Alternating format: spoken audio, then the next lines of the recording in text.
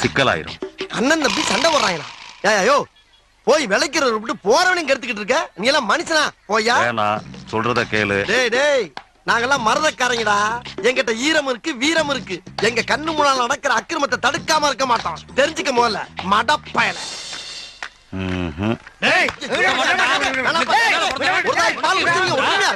அண்ணன் தம்பிக்குள்ள சண்டை போடக்கூடாது. சொன்ன கிளை ராசா.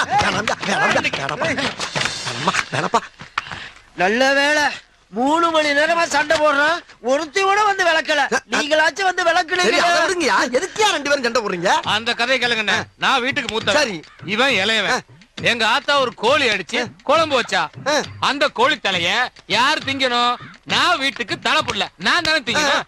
இவன் எனக்கு முன்னாடியே அந்த தலையை எடுத்து தின்னுட்டான். நான் சும்மா இருப்பேனா? தின்ன வேலை விட்டு